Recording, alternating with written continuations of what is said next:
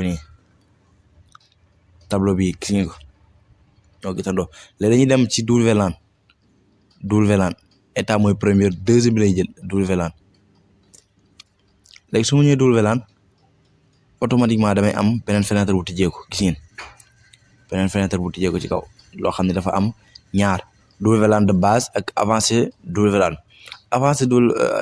boobu loolu naaj de vidéo complet am luñ ci jàng tuuti léegi dañuy ñëw fii nii donc ci WLAN de base léegi dañuy ñëw ci configuration SSID du WLAN gis nga léegi gis ngeen bii nii SSD1 bii nii mooy kër gi fi boobu du ma laal parce que mooy bi fi ñu waa kër di connecté wala bii gars yi di connecté léegi beneen bi lay jël deuxième bi parce que moom dama ko créé woon